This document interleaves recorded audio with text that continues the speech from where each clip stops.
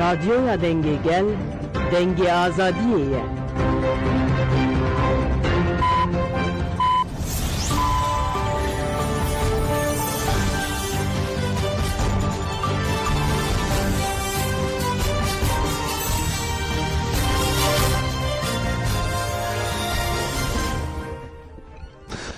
سڵاوتان لەبێ جارێکی تر گەڕاینە وڵاتان بیسەرانی بەڕێز بۆ بەرنامەیەکی دیکەی گفتوگۆی ڕووداوەکان. تەوەری ئەمڕۆکەمان دۆخی سووریایە، هەروەها لە پاڵیشیا ڕۆژئاوای کوردستان. وەک دەزانن لە ئێستاکەیە دەوڵەتی داگیرکاری تورک و چەتەکانی هێرشی بەرفراوانیان بۆ سەر ڕۆژاوای کوردستان دەست پێ کردو. زیاتر لە 150,000 هاوڵاتی کە لە ساڵی 2018دا بە دەستی دەوڵەتی داگیرکاری تورک ئاوارە بوون لە عەفرینەوە، ئێستاکە جارێکی تر ئاوارە بوونەتەوە و بەرەو ناوچەکانی دیکەی ڕۆژاوای کوردستان. هەر بۆشە چەندین کەمپین لە بەشە جیاوازەکانی وڵات لە هەر چوار بەشی وڵات پێکێنراوە بۆ هاوکاریکردنی ئاوارەکان و مانگی سووری کوردستانیش پێشەنگی ئەو کەمپینانە دەکات، پێشەنگی وەڵمەتان دەکات بۆ کۆکردنەوەی هاوکاریەکان بۆ ئاوارەکانی ڕۆژاوای کوردستان. هەروەها ئەمە لە کاتێکدایە کە دەوڵەتی داگیرکاری تورک هێرشی بەرفراوان و بەردومانی بەرفراوان بۆ سەر ناوچە جیاوازەکانی بە ڕۆژاوای کوردستان بە تایبەت کۆبانی ئەنجام دەدات. لەسەر و بابەتە ئیمڕۆکە دوو میوانمان دەبێت، میوانێکمان لە ڕۆژاوای کوردستانەوە و میوانێکیشمان لە باشووری کوردستانەوە کە میوانی یەکەممان ڕۆژنامەوان ئاسۆ بێکەس دەبێت و لە سەردۆخی ئێستاکی ڕۆژاوای کوردستان بۆمان داغبێ و میوانی دووەمیشمان ڕۆژنامە نووس باران گەرمیانی لە باشووری کوردستان و لەسەر ئەو هەڵمەتانە قسە دەکات کە ئێستاکە لە باشووری کوردستان ئەنجام دەدرێن بۆ هاوکاریکردنی ڕۆژاوای کوردستان. هیوام وایە کە لە هەر جەیەکی کوردستان هەن، لە هەر جەیەکی ئەوروپا هەن یا لە هەر جەیەکی دیکەی جیهان هەن، ئەم بەرنامەیە بە دۆخێکی باش بتاندینێتەوە و لە دۆخێکی باشە بن و سەلامەت بن و ئەگەر لە چی ئازادەکانی کوردستان یاخود لە ماڵەکانی خۆتان لە کوردستانی ڕەنگینەوە یاخود لە ئەوروپان و بە ئاواتیەوەی کە ڕۆژێک بگەڕێنەوە وڵاتی خۆمان بە خێر و خۆشی ژیان بکەن و سەرکەوتوو بن و ئێستاکەش بەرنامە دەست پێ بکەین.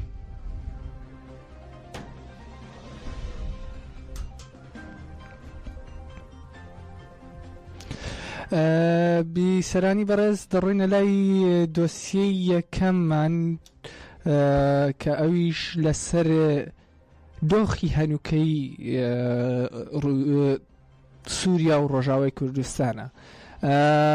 ڕۆژی 27 تشرینی دووەم چەکدارانی هەیە تەحریل شام بەشێک لە گروپە چەکدارەکانی دیکە دەستیان بە هێرشی بەرفراوان بۆ سەر ناوچەکانی ژێر دەسەڵاتی حکوومەتی دیمەشق کرد. دوچار ڕۆژی 8 کانونی یەکەم کۆتایی بە ڕژێمی بەحس و دەسەڵاتی بەشار ئەسەد هێنرا لە سووریا. لە ماوەی ئەو دە ڕۆژەشدا لە ڕۆژانی دواتریشدا دەوڵەتی داگیرکەری تورک و چەتەکانی هێرشی بەرفراوانیان بۆ سەر ڕۆژاوای کوردستان بە تایبەت من بەچ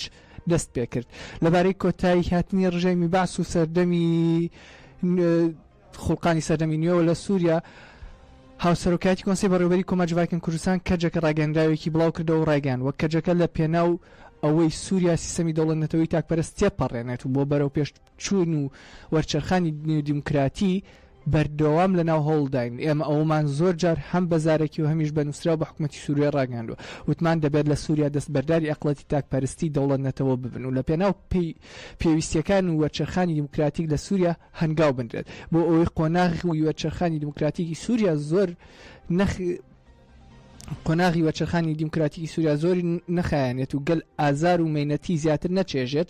زۆر گرنگیمان بەوەدا بۆ ئەوەش هەوڵی زۆرمان خست بۆ گەڕ گەلی کوردیش بە تێکۆشانێک کە پەرەی پێداوە ویستوێتی سووریایەک دیموکراتیک پێش بخرێت بناغی ئەوەی چەسپاندووە. ئێمە دەزانین کە ئیداری خۆبەڕێوەبەری باکوور ڕۆژهەڵاتی سووریا لە پێناو دیموکراتی بوونی سووریا هەوڵەکانی خست بۆ گەڕ، بەڵام ڕژێمی بەعس پێداگر بوو لەسەر ئەقڵێتی دەوڵەتنەتەوەی تاکپەرست و لە ئەنجامیشدا قەیرانی سووریا قوڵتر بوو و چارەسەرکردنی کێشەکان هەڵپەسێردران گەلان ئازار و مەینەتی زیاتریان چەشت. لە ئێستا بەدوا ئەو شتی گەلانی سووریا بە ئاواتیەوەن پێشکەوتنی سووریایەکی دیموکراتە لە نێو سووریایەکی دیموکراتیدا هەموو گەلانی سووریا پێکاتەوە لایەنە ئاینەکان و زمانە جیاوازەکان مەسەب و کولتور و جیاواز پێکڕا لە ئازادی و یەکسانیدا بژین و لە سووریایەکی لەم شێوەیەدا ئەگەری چارەسەرکردنی پرسەکان هەیە. کورد، عەرەب، دروزی، تورکمان، سریانی، ئیزدی، ئەرمەنی، نووسیاری، سونی و هەموو لایەنە جیاوازەکانی سووریا بەم شێوەیە ژیانێکی نوێ سەر پێ بخەن. پێکڕا دەتوان بە شێوەیەکی ئازاد خوشک و برایەتی پێکەوە بژین و سووریایەک بنیاد بنێن کە مافی هەموو کەسێکی تێدا دەستەبەر بێت. پێشکەوتن لە سووریادا لە هەمان کاتدا کاریگەری لەسەر هەموو ڕۆژهەڵاتی ناوڕاست دەبێت و سوودێکی زۆری دەبێت بۆ دیموکراتی بوونی ڕۆژهەڵاتی ناوڕاست. گەلی کورد بە تێکۆشانەکانی ئەوەی نیشاندا کە هێزێکی داینامیکی ئەم دیموکراتیک بوونەیە وەک کەجەکە هەڵوێست و تێکۆشانی نەتەوەی دیموکراتیمان بەردەوام دەبێت. بە بژاردەکردنی ژیانێکی لەم شێوەیە ڕێزگرتن لە جیاوازیەکان و پێکەوەژیان بنەمای ئێمەیە لە بەرامبەر دەوڵەت نەتەوەدا کە سەرچاوی هەموو کێشەکانە ئیمکانی چارەسەری کێشەکان و پێکەوەژیانی یەکسانی دیموکراتیک و ئازادی ژیانکردنی هەموو گەلان بە عەقڵێتی نەتەوەی دیموکراتیکە. ئازادی کۆمەڵایەتی بە ئازادکردنی ژن دێتە ئاراوە. ئازادی ژن دەربڕی جەوهەر و مانەداری کۆمەڵایەتی بوونە. هەروەها لەبارەی هێرشە داگیرکاریەکانی دەوڵەتی داگیرکەری تورکەوە کەجەکە ڕایگەیاند دەوڵەتی تورک ئاستەنگ و بربەستێکی گەورەیە لە پێش سووریایەکی دیموکراتیک و ئازاددا کە ئاواتی گەلە بۆ ئەوەی ڕێگری لە پێشکەوتنی ژیانی ئازاد و دیموکراتیک لە سووریادا بکات. ماوەیەکی زۆرە لە هێرش و داگیرکاریەکانی بەردەوامە لە سووریادا. وێڕای ئەوەی ڕژێمی بەعس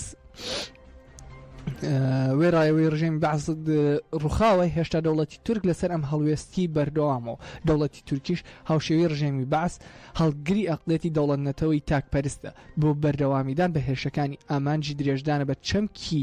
دیکتاتۆری و سیستەمی تاکلایەنەی لە سووریادا. لە ئامانجی دەوڵەتی تورک بە تەنها قڕکردنی کوردان نییە. لە هەمان کاتدا خواستی ڕێگریکردن لە گۆڕانکاری دیموکراتیکی لە سووریادا درێژە بە سیستەمی دەوڵەت نەتەوەی تاکلایەن و تێگەی سەردەستی دەسپۆتیکە و هەموو گەلانی لەژێر قڕکاریدا بژین. ئاشکرایە دەوڵەتی تورک درێژە بە ئامانجێکی لەم شێوەیە دەدا و لەسەر ئەم بنەمایە درێژە بە هێرشەکانی لەسەر سووریا دەدات. بۆ ئەم ئامانجە دەوڵەتی تورک سەپا و ڕێخستنی بە ناوی سوپای نەتەوەی سووریا دامەزراندوو هەم خۆی هێرش دەکات هەمی ژوا دەکات بە دەستی سوپای نەتەوەی سووریا هێرشەکان ئەنجام بدرێت.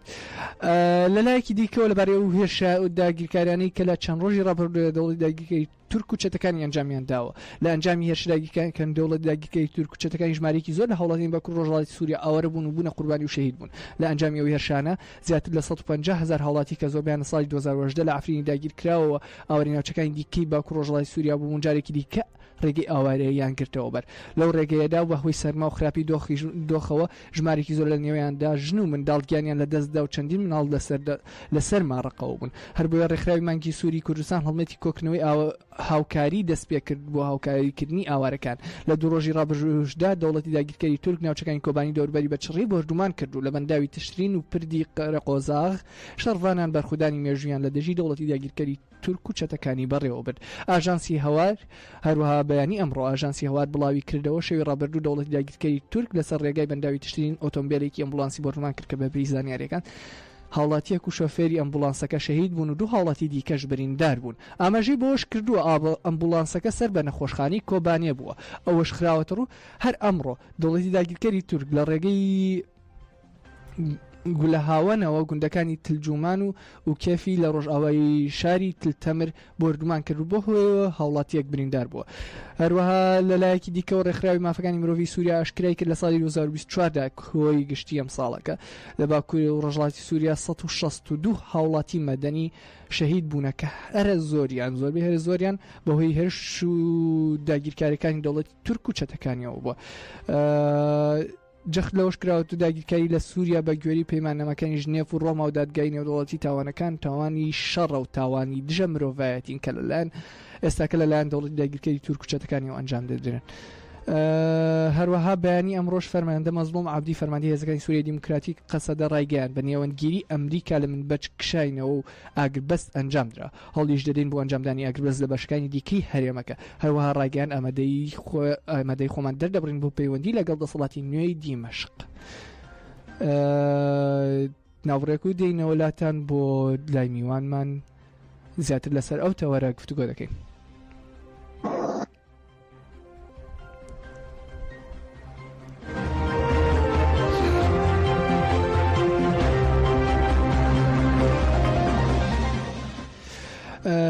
بەڵێ بیسەرانی بەڕێز دووبارە گەڕێنەوەلەتەن ئێستاکەش بۆ تەوەری یەکەم ڕۆژنامەوان ئاسۆ بێکەس لە ڕۆژاوای کوردستانەوە لەگەڵمان بەشدارە. هەواڵ ئاسۆ بەخێر بێت ئەم کاتە و باش. ئەم کات و کاتی بینەران و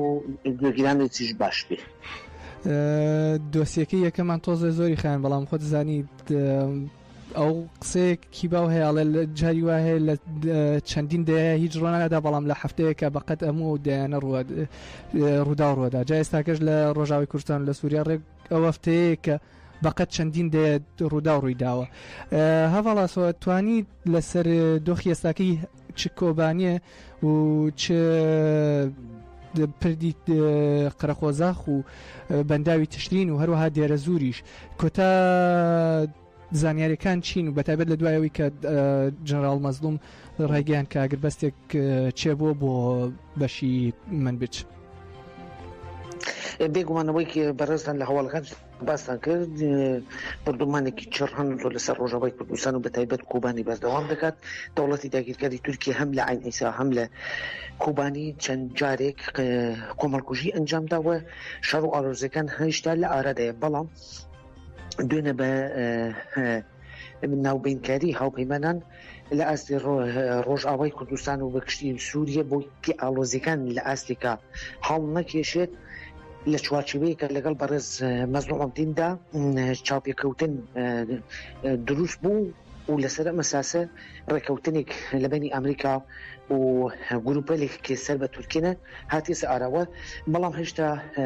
زانیاری وەرد لەسەر ڕێکەوتنەکە دەرنەکەوتووە لەبەرەوەی هێشتا ئاڵۆزیەکان لە هەرێمەکانە بەردەوام دەکات. دەوڵەتی داگیرکاری تورکیا هەم بەنداوی تەبقا و هەم سوبێ لە ڕێکی فڕۆکە بێ فڕۆکەوان و منتەقەی سەر پری قەرەقۆزاتی بردومان کردو حتا ئیسێچە چەند هاووڵاتیەک بوونسە قوربانی لەناو ئامبولانسەکەدا. دەوڵەتی داگیرکاری تورکیا و هەوەک هەر جارێک گەرەکیسی دەسوەردانێکی قوڵی لە هەرێمەکە بەدا بکات و بتوانێت بەرژەوەندی خۆی لە پێشە ڕۆژی هەرێمەکەدا لە ڕێگەی چەتەکان و بپارێزێت. بەڵام هێشتا ئاڵۆزیەکان لە هەرێمەکە یەکجار لە ئاستێکی بڵندێدایە چونکە چەتەکانی تەحریر و شام و چەتەکانی تری هەمان داعشن لە منتەقەی دێرەزور و چەند جارێک دەسوەردانەیە کردو لە خەتی ئەبوو کەماڵ دێرەزورێ و لە بەنداوی تەبقایە. بەڵام شەڕ و ئاڵۆزیەکان هێشتا بەردەوامە لە هەرێمەکەدا و هەرێمەکە حتا ئیسێچە ئارامێکی بەخۆی و نەدیدووە کۆچبەرێکی یەکجار زێدەڕویان لە هەرمی ڕێوبەری خۆسەر کردووە. ڕێوبەری خۆسەر چەند جارێک بانکی لە ڕای گشتی کردووە بۆ چارەسەرکردنی کێشەکان لە ڕێگەی گفتمان و هەروەها هاوکاری بۆ ئاوارەکان. من ئەمەوێت تەنیا لە یەکشت دڵنیا بمەوە ئەو هێرشانە چونکە ڕێک بەو شێوەیە ینی هێرشی سەر ئەمبولانسەکە و چ دوای ئەوەش کە تۆبارانی نزیکی تلتەمر کرا بوو دوای ئەوە بۆ بوون کە ژەنەرال مەزلوم ڕایگەیان بوو کە لە منبەج ئاگربەست ڕاگەیەنراوە و زۆربەی ئەم هێرشانش کە ئەنجام دراون هەر لە بینی کۆبانێ و منبەجان ینی ئەم وەک تۆژ ئاماژە پێدا لە دوایەوەی کە ئەوەش ئەو ڕاگەیاندراوەش بڵاوکرایەوە لەلایەن ژەنەرال مەزلومەوە هێشتا کە ئەو بۆرگمانانی دەوڵەتی داگیرکاری تورک بەردەوامە لەگەڵ هێرشی چەتەکانیە وایە؟ بێگومان چونکە ئەوەی کێ لایەنی گارانتۆرە دەوڵەتی ئەمریکایە بەڵام چەتە هیچ کاتێک پابەندی ڕێکەوتنەکان نابن و هەرجارێ ئێرشی دەکەمێدا چونکە هەر دوێنە ئێرشی خاڵی ئەساسی سەر پری قەرەقۆزات و مەسلحەن پردی تەشرینیان کرد لەبێنەدا دەست بەجێ وەڵام هاتی سداینێدا و شەروانان لە وەڵامدانەوەدا 4 سەیارە و 3 جەنازەی چەتەکان لە بێنە دەخاتنە کوشتنێدا دوای ئەو شەڕ و ئالۆزیەکی بە قورسی هاتە ئاراوە چەتەکان ناچار کردیان لەو هەرمەدا پاشکەس ببن و بەڵام هەر لە ناو خودی منبجدا و دەوروبەری منبجدیجا حتا ئەم دێکە هەر شەڕ بەردەوام دەکات چونکە چەتەکان سەر بە دەوڵەتی تورکیە لە پاکتاوکردنی کوردانە لە تەواوی ڕۆژئاوای کوردستان. هەواڵگیان یەک پرسیاری دیکەویش لەسەر دۆخی ئاوارەکان کە بەشی زۆریان ئاوارەکانی ئەفرین دووبارە جارێکی دیکە پاش ئەو هەموو ساڵە ئاوارە بوونەتەوە. دۆخی ئاوارەکان لە ئێستاە چۆنە و لە زیاتر لە چ ناوچەیەکەن و ئەو هاوکاریانی کە پێویستە لە بەشەکانی دیکەەوە چۆنەکرێ هاوکاری بن؟ بەداخەوە ئەوەی بەڕێز شارەتی پێکردن ئەوەرێکی یەکجار زێدە چونکە تەنیا هەرمێک لە سووریەدا حاڵی حەزر هەرمی پارێزراوە هەرمی ڕێوبەری خۆسەرە ڕێوبەری خۆسەر بۆی گەژی و ئاڵۆزەکانیش لە ئاستێکا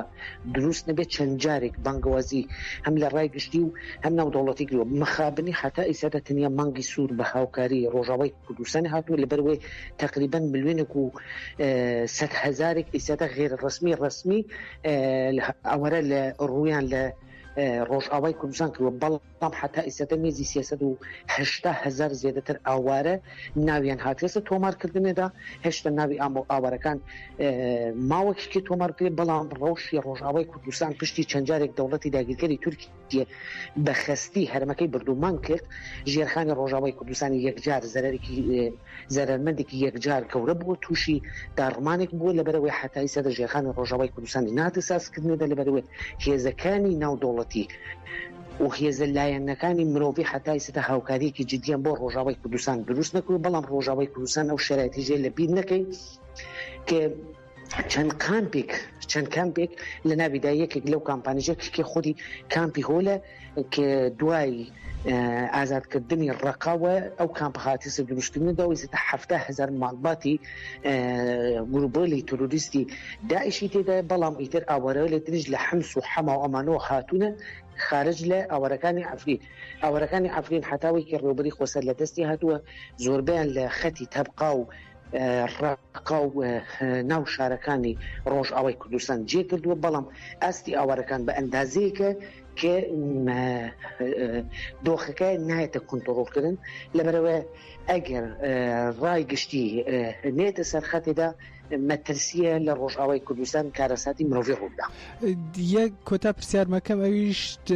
چونکە دۆخی ئاوارەکان لە ڕابردوودا بەهۆی شەڕی نێوان حیزبوڵڵا و ئیسرائیلیشەوە نزیکی 500,000 ئاوارە ڕووی لە سووریا کرده بوو لەو ژمارەش نزیکی 30,000 ڕووی لە هەرێمەکانی خۆسەر کرده بوو. تا ئێستاکەش ئەو ئاوارانە ئەوان لەو ناوچانە ماون کسەڕاوی کە ئێستاکە ئاوارەیەکی زۆری دیکەش ڕووی لە ناوچەکە کردووایە بێگومان ئەوەی کە بەڕێزت وتت هەر ئاوارەکانی لوبنان نییە سەدەمی خۆیشدا شەڕێکی لەم 100 ساڵەدا ڕوویداوە و بەدەیان ئاوارەیەکی جیاواز لە غەزە و فلستینی و ئەمانەیەکی کردویان لە شام کردو ئیسەتە مواسیەتە خاتیسە خوڵقاندنێدا ئەوانیشی جارێکتە ڕویان لە ڕێوبەری خۆسەر و ڕۆژئاوای کوردستان کردووە لەبەرەوەیە تەنیا ناوخۆی سووری نییە سووریە بۆ خۆشی ساڵانێکی درێژە دەیان کامپی لە غوتای شەرقی و غوتای غەربی و ئەم مەناطقانە هەبووە دوای داگیرکردنی ئەم هەرەمە لەلایەنەی تەحریر و شام و گروپۆری تۆرۆریستی سەر بە دەوڵەتی داگیرکەری تورکیە ئەو ئاوارانجە جارێتە بۆ بژێوی ژیانێک و ژیانێکی ئارام تەنیا جێگەی ئاسایش و ئارامی تێدا بێ و سەقمگیری تێدا بێ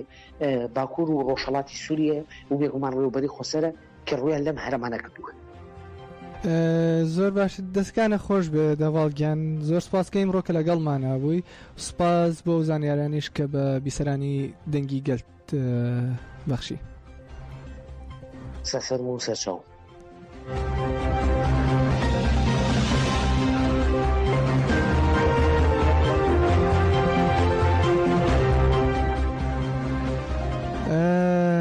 بیسەرانی بەڕێز جارێکی دیکە گەڕینەوە هەلاتان بۆ تەوەری دووەمی بەرنامە میوانێکی دیکەمان لەگەڵدا دەبێت پێش چوونە لای میوانەکەمان باسی کۆتا هەوڵەکان دەکەین لە باشووری کوردستانەوە بۆ هاوکاریکردنی کە سوکارمان لە ڕۆژاوا کوردانی ڕۆژاوای کوردستان وەک ئەزانن سەرڕایەوەی کە دەوڵەتانی زلهێز و دەوڵەتانی داگیرکرد دەیانەوێت کوردستان بکەن بە چوار بەشەوە بەڵام کوردان لە ناخی خۆیانە تا ئێساکەش یەکبەشی کوردستان ئەناسنەوە ئەزانن کە کوردێک ئەگەر لە ڕۆژاوای کوردستانەوە پێویستی بە هاوکاری بێت دەبێت لە باشوور و لە ڕۆژهەڵات و لە باکووریشەوە هاوکاری بکرێت ئەمە بۆ هەموو بەشەکانی کوردستان ڕاستە و هەر بۆیە تەوەری دووەممان لەسەر ئەو چالاکیانە بێت کە لە باشووری کوردستان بۆ هاوکاریکردنی ڕۆژاوای کوردستان ئەنجام درراوە لەسەرەتا لە شای سلێمانیەوە دەست پێ دەکەین لە سەکۆی ئازادی لە سلێمانی ژنانی باشووری کوردستان بۆ پشتگیری لە ڕۆژاوای کوردستان کۆنگرەیەکی ڕۆژنامەوانیان ئەنجامدا لە ڕاگەیەندراوەکەی ژنانی باشووردا لەلایەن سازان عەبدوڵڵا خوێندرایە و تێیدا هاتووە کەمپینی ژنانی باشووری کوردستان بۆ پشتگیری لە ڕۆژاوای کوردستان ڕادەگەێنین وتیشی ماوەی چەند ڕۆژێکە خوشک و برایانمان لە دۆخێکی سەخت و مەترسیداردان لە ڕۆژاوای کوردستان بەهۆی جەنگێکە لە کە گەلانی سووریا بەبێ ویستی خۆیان ڕوبەڕووی بوونەتەوە بە تایبەت گەلی کورد بەهۆی گروپە چەکدارەکان و دەوڵەتی داگیرکەری تورکەوە ڕوبەڕووی بووەتەوە باسی لەوەش کرد وەک ژنانی باشووری کوردستان داوای ئازادبوونی ئەو ژنانە دەکەین کە بەدیل گیراون لەلایەن گروپە چەکدارەکانەوە ئەوەشی خستە ڕوو داوا لە هەموو هێزە سیاسیەکانی باشووری کوردستان دەکەین هەڵوێستیان لە بەرامبەر ڕۆژئاوا هەبێت و پشتیوانی یەکێتی گەلی کورد لەم قۆناغە سەختەدا لە بەرچاو بگرن لە کۆتاییدا داوایان لە حکوومەتی هەرێمی کوردستان کرد کە دەواازەی سمێڵکە بکرێتەوە و لەگەڵ خۆبەڕێوەبەری ڕۆژئاوادا بەرامبەر دوژمنان یەک بگرین ژمارە هەروەها ژمارەیەک لە ڕێکخرا و چالاکوانی شاری هەولێر لە کۆنگرەیەکی ڕۆژنامەنووسیدا پشتیوانی خۆیان بوو بەرخودانی ڕۆژاوی کوردستان دەربڕی بە ئەو چالاکوانانە لە بەیاننامەیەکدا کە ڕایانگەیان هیوا سەید سەلیم ئەندامی ڕێکخراوەکە و هەروەها کە لە دوانی چالاکیەکەی خوێندەوە ئەندامی مەکتەبی سیاسی حزبی زەحمەتکێشانی کوردستانی هیوا سەید سەلیم ڕاگەندراوەکەی خوێندەوە تیایدا هاتبوو ئێمە وەک ژمارەیەک چالاکوانی مەدەنی و خەمخۆری پرسیینەتەوەی و نیشتیمانی لە سۆنگەی پەرۆشیمانەوە بۆ پاراستنی ئەزمموی ڕۆژاوای کوردستان وەک جارەکانی پێش و پشتیوانی خۆمان بۆ بەرخودانی ڕۆژاوای کوردستان دەردەبڕین کە قارەمانان دژ بیلانەکانی دوژمنان و نەیاران وەستاونەتەوە لەو سۆنگەیەشەوە داوا دەکەین دەبێت مافی کورد لە ئایندەی سووریادا پارێزراو بێت ڕایگشتی جیهان بێتە سەرخەت بۆ پاراستنی ڕۆژاوای کوردستان لە هەر هێرش و پەلامارێک کە ڕوبەڕوویان دەبێتەوە هێزب لایەنە کوردستانیەکان پشتیوانی معنەوی و ڕۆژاوایی کوردستان بکەن حکوومەتی هەرێم کەناڵەکانی پەیوەندی لەگەڵ ئیداری خۆبەڕێوەبەری بکاتەوە و یەکەم هەنگاویشکردنەوەی دەواازەی سمێڵکایە ئاژانسە نێودەوڵەتەکان ڕێکخراوە مرۆیەکان بەهانەی ئاوارەکانی ڕۆژاوای کوردستانەوە بچن لە شارەکانی کوردستان کەمپینی پشتیوانی مرۆیی دروست بکرێت هەروەها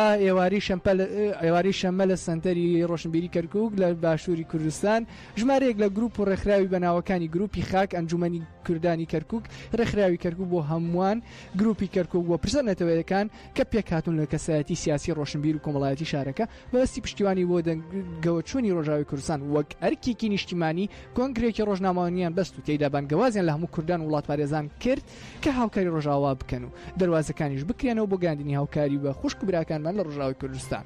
مەرافەرمان کەسایەتی و سیاسی چالاکوانی شاری کەرکووک و پێشمەرگەی دێرین ڕایگەیاند ئێمای کەرکووکی هەمیشە ئامادە بووینە بۆ هاوکاریکردنی کوردانی بەشەکانی دیکەی نیشتیمان جارێکی دیکە ئێمەی کەرکووکی ئامادەی هەموو هاوکاریەکی مادی و معنەوینەتەوەکەمان بکەین و لە ڕۆژاوی کوردستان بەتایبەت لە ئێستادا کە پێویستیان بە پشتیوانی ئێمە و ئێمەش لە پەیوەندیداین لەگەڵ نوێنەرانی ڕۆژئاوا هەروەها جگە لە ڕێکخراوانە چەندین پارت و لایەنی باشووری کوردستان هەڵوێستیان هەبوو لەسەر دۆخی ڕۆژاوای کوردستان و یەک لەوانش بافڵ تاڵەبانی سەرۆکی یەنەکە لەبارەی دۆخی ڕۆژاوای کوردستانەوە ڕاگەیان دراوێکی بەڵاو کردەوە پەیامێکیدا لە پەیامەکەدا هاتوو لە چەند ڕۆژی ڕابردوودا بە وردی چاودێری ڕوودا و پێشاتەکانی سووریا و ڕۆژاوی کوردستانمان کرد و بەبایەخەوە لە گۆڕانکاری و کاریگەریەکانی دەڕوانین باسی لەوەش کردووە ئێمە بە تەواوی ڕێز لە ئیرادەی خەڵکی سووریا دەگرین و ئەو بڕیارانش کە لەباری داهاتوی وڵاتەکەەوە دەدرێت ڕێزی لێ دەگرین بەڵام لە چوارچێوی پاراستنی مافی هەموو نەتەوە و پێکاتەکان و لە بەرچاوگرنی ئەو واقعی سیاسی لە وڵاتەدا هەیە هیوادارین ئەم دەرفەتە بە هەند وەربگیرێت تا بە سیاسەتێکی نیشتیمانی هاوبەشە و قۆناغێکی نوێی حکومڕانی و دادپەروەر بێتەکایە و داهاتوویەکی سەقامگیر بۆ خەڵکەکەی مسۆگەر بکرێت ئەوەشی خستە ڕوو لەم دۆخاستیارەدا پشتیوانی تەواومان بۆ خوشک و برایانمان لە ڕۆژاوی کوردستان دووپات دەکەینەوە هیوادارم هەمومان بە یەک دەنگ و بە گوتارێکی نیشتمانیەوە پشتیوانیان لێ بکەین و ڕوبەڕووی ئەو مەترسیانە بوەستینەوە کە هەڕەشەن بۆ سەرژیان و سەقامگیریان لە کۆتاییدا هاتووە جەخت لە ڕەچاوکردن و پاراستنی مافی گەلی کورد دەکەینەوە هیواخوازین هەموو لایەک بڕیاری دروست و ژیرانە بدەن و پارێزگایی لە ئاشتی و پێکەوەژیانی ناوچەکە بکەن و چونکە وەک پێشتری ژووتومانە تاوە کێشەی کورد چارەسەر نەکرێت هیچ ئاشتیەک لە ڕۆژهەڵاتی ناوڕاست بەدی نایەت.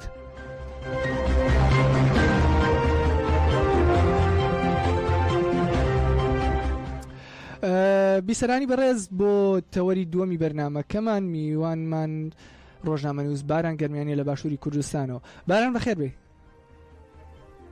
سەرچاوم بژی سوپاس. باران من سەرتا بەوە دەست پێ بکەم کۆمەڵێ هەڵمەت و کەمپین لە باشوور ئەنجام دراون یەک گرنگی ئەم هەڵمەتانە چییە بۆ لە ئێستاکە بە تایبەت کە ڕۆژاوی کوردستان بە دۆخێکی وەها قورساتێتە بەڕێت و تەوەری یەکەمی بەرنامەشمان کە هەڤاڵاسەوە ئاماژەی پێدا ژمارەیەکی هەرە زۆر کە ملیۆنی تێپەڕاندووە و بە گوێری ئامارە ناڕەسمیەکان لە ئاوارە ڕویان کردووەتە هەرێمەکانی خۆسەر. بەڵێ وەکو ئێوەش لە دۆسیەکانی خۆتاندا باستان کرد لە چەند ڕۆژی ڕابردووە یاخود لەو کاتێ لە بەرەبیانی سەوتی مانگەوەکە چەتەکانی سەر بە دەوڵەتی داگیرکەری تورک جۆرێک باون لە دژی ڕژێمی بەعسی سووریا وەستانەوە ڕژێمی ئەسەد دوایەوە کە گەیشتە ڕووخان بێگومان وەکەوەی کە لە ڕۆژاوی کوردستانیش یاخود لە هەرێمەکانی باکوور و ڕۆژهەڵاتی سووریاش ڕایەدارانی ئەوێ باسییان کرد دۆخێکی ناهەموار با بڵێن جۆرێک لە ناهەمواری ڕوبەڕووی ئەو ناوچانە و یاخود ڕۆژاوی کوردستانیش بۆتەوە ئەوە بوو کە کوردانی ئافرین و شەهبە لە سەرەتادا کۆچبەر کران بۆ ناوچە کوردستانیەکان بۆ ناوچەکانی ڕۆژاوی کوردستان هەروەها لەگەڵ دەستپێکردنی ئەو گۆڕانکاریانەدا و پێشاتانەدا لە باشووری کوردستانیشەوە چەندین هەڵمەت ڕاگەنرا بە دەستپێشخەری ژنا بە دەستپێشخەری ڕۆشنبیران و نووسەران گۆڤاری ئازادی کۆمەلگا یعنی هەست بۆ مەترسیە کرا بۆ مەترسیە کرا کە لەگەڵ ئەو لێشاوی کە بەر بە ڕژێمی ئەسەد ڕوویدا ئەگەری هەبوو کە پریشتیەوە ئەگرە بەر کوردیش بکەوێت و گەڕش بکرێتە سەر کوردیش بێگوم بینیشمان ئاوار کۆچبەربوون و ئاوارەبوونی گەلی لێکەوتەوە دواتریش کە لە من بجوو ئەو ناوچانەی کە لەژێر کۆنتترۆڵی ئێزەکانی سووریا دیموکرات قسە دەدابوون چەتەکانی سەر بە دەوڵەتی داگیرکەری تورکیا پشیان ئەنجامدا و خۆشبەختانە ماوەی 12 ڕۆژ تەنها لە من بچدا ماوەی 12 ڕۆژ بەرخەدانیان کرد دواتر بە نێوەنگیری ئەمریکا لە نێوان قسەدا و گروپە چەتەکانە ئاگربەستێک ڕاگەیەنرا ئەمەش بێگومان وەکو بەرەبیانی ئەمڕۆ مەزلوم کۆبانی فەرماندەی گشتی قسە دەڕایگەن لە پێناو ئاسایش و ئارامی هاوڵاتیانی ناوچەکەیە بێگومان وەکو باسم کرد لە سەرەتای دروستبوونی ئەم پێشاتانەوە لە باشووری کوردستانەوە هەست بۆ کرا کە مەترسیەک لەسەر ڕۆژاوی کوردستانەیە ئەو دەستکەوتانەی کە بەدەستێنراوە ئەگەری لە ناوچوونی هەیە یاخود ئەگەری پیلانگەڕی بەرامبەریان هەیە دەستکەوتێک کە بە خوێنی لاوانی کورد ژنانی کورد داعشیان تێکشکان دواتر ئەو ناوچانیان جارێکی دیکە لە داعش پاکدەوە و خستیانە ژێر کۆنتترۆڵی خۆیانەوە و سیستەمێکی خۆبەڕێوەبەری لە چوارچێوە ئەنجومەنەکانە بۆ ناوچانە پێکێنە بۆیە هەر لە سەرەتاوە لە باشووری کوردستان دەستکرا بە کەمپین هۆشداری درا و هەروەها بانگاوازیەوە کراکە دەبێت گەلی باشووری کوردستان وەکو چۆن لە ماوەکانی پێشووتردا لە کاتی شەڕی داعشدا لە کاتی ئافرین و گرێسپی و سەرەکانیدا چۆن گەلی باشووری کوردستان سەفەربەر بوون یاخود پاڵپشتی خۆیان بۆ گەلی ڕۆژاوە دووپات کردەوە لەم پێشاتە نوێشدا بە هەماشەوە گڕوتینێک دەن بە خۆیان تەنانەت بگات بە ئاستی ئەوەش کە جگە لە کۆکردنەوەی هاوکاری مرۆیی بۆ کۆچبەران گەنجا بتوانن خۆیان بگەێنن بە ڕۆژاوی کوردستان و سەفەربەری لەسەر ناوی باشووری کوردستان سەفەربەری ڕابگەێنن بۆ ئەمەش چەندین هەڵمەت بەڕێوە چوو بێگومان ئەوەیشی کە لە هەڵمەتەکانە زۆر داوت کرا ئەو بوو کە دەواازەی سنووری سێمەڵکە کە لەلایەن پەدەکەوە داخراوە بەڕووی ڕۆژاوی کوردستانە داخراوە جارێکی دیکە ئەو دەرگایە بکرێتەوە و پەدەکە جارێکی دیکە نەبێتە ڕێگر لە بەردەم هەڵمەتی قەڵکردن یاخود سیاسەتی لە ناوبردننی گەلی کورد لە ڕۆژاوی کوردستان جارێکی دیکە نەچێتە سیاسەتەکانی نەچێتە خزمەتی داگیرکەرانەوە هەرچەنە تاوەکو ئێستش ئەو دەرگا سنووریە نەکراوەتەوە ئەو دەرگا سنووری دەستکردن نەکراوەتەوە تەنانەت یانی سەرانی پەدەکە لە بەیاننامەکانی خۆیان کە لە باری پێشاتەکانەوە بڵاوان کردەوە ئێمە دیقەتی ئەوماندا کە بە هیچ جۆرێک باسی کورد نەکراوە لە ناویدا باسی تحریرشان کراوە باسی ڕژێمی ئەسەد کراوە بەڵام بە هیچ جۆرێک باسی کورد نەکراوە باسی و هەموو کۆچبەرە نەکراوە کە بە سەدان هەزار کورد لە ئافرین و شەبە کۆچبەری قامیشلۆ و حەسەگە و دێرە و ناوچان نەبوون باران بورێ کە پێشا بڕم بەڵام ئەوەی کە بە ئاماژە پێدا من بۆ خۆشم لە میدیاکانی سەر بە پەدەکەەوە ئەبینی کە هەر ڕاگەاندراوێکیان بڵاو کردوێتەوە لەسەر کەسەرانی پەدەکە لەسەر ڕۆژاوای کوردستان لەسەر دۆخی سووریا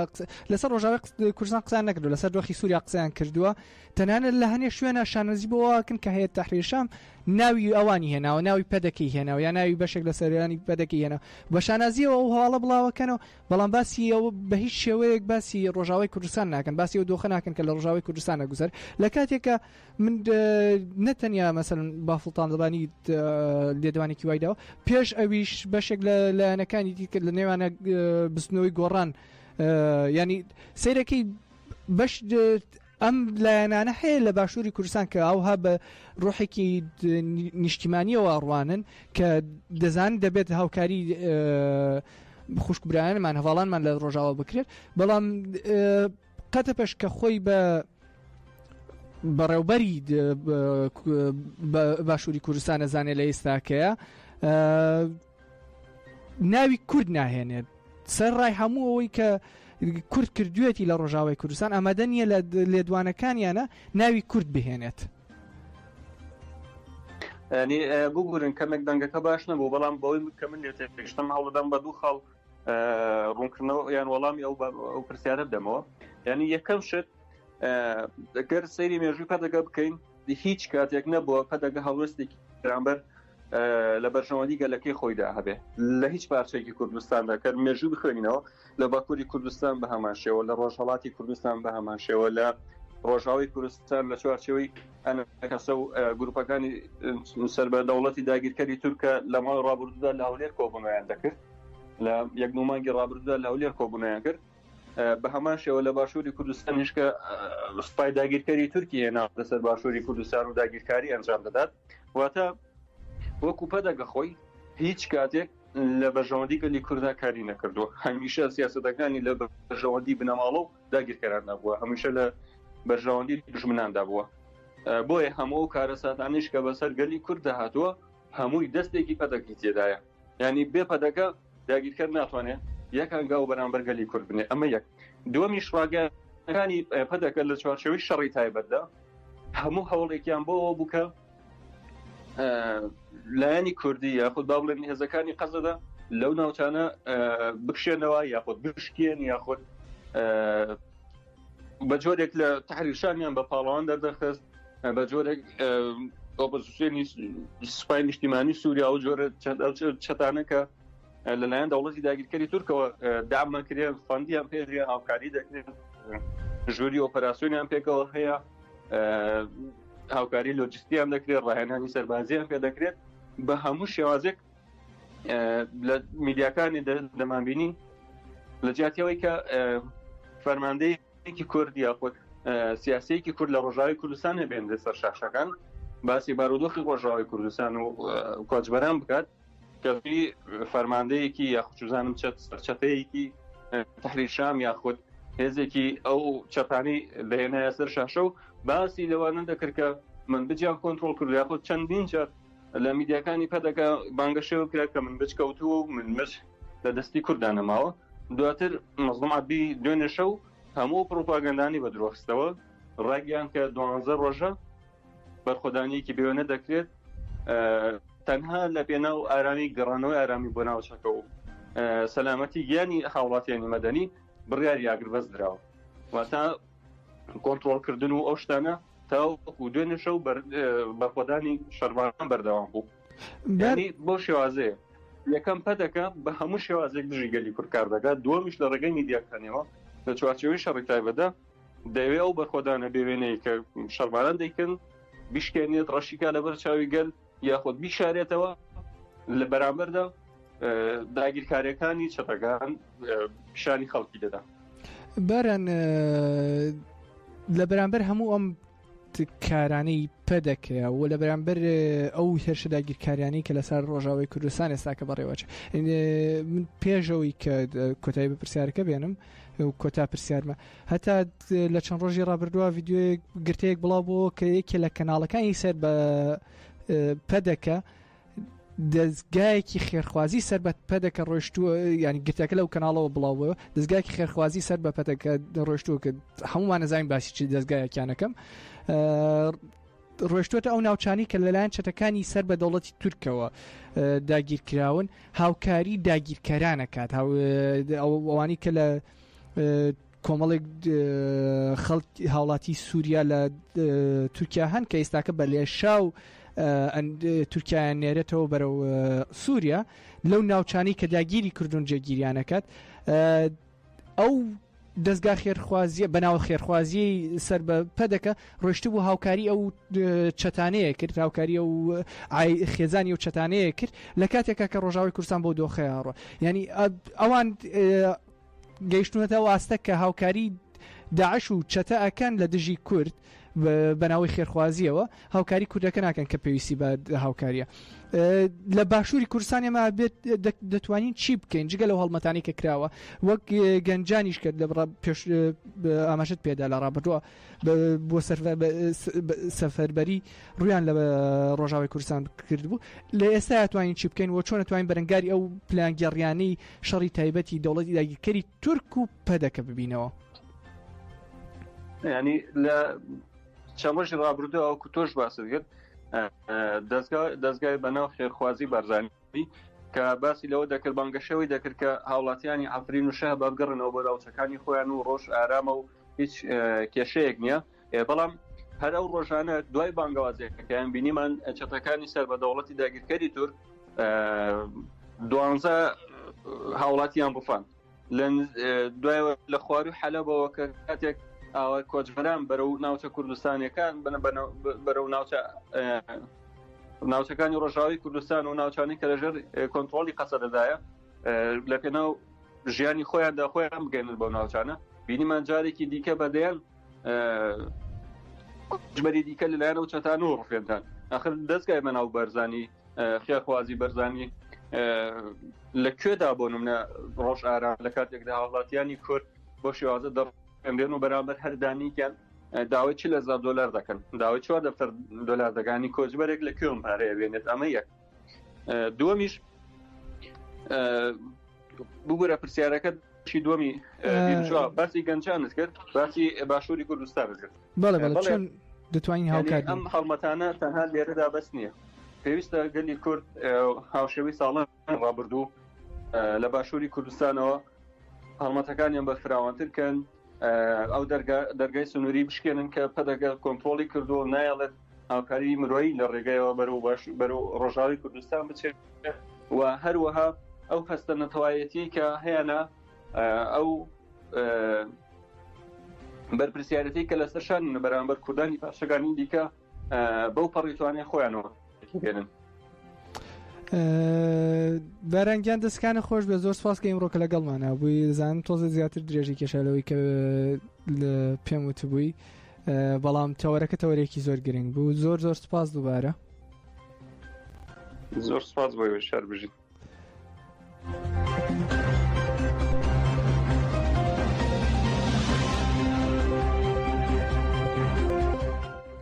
بیسەرانی بەڕێز لێرە گەینە کۆتایی بەرنامەی ئەمڕۆکەمانجا لە هەر جێیەکەن ئەگەر لە چی ئازادەکان ئەگەر لە کوردستان ئەگەر لە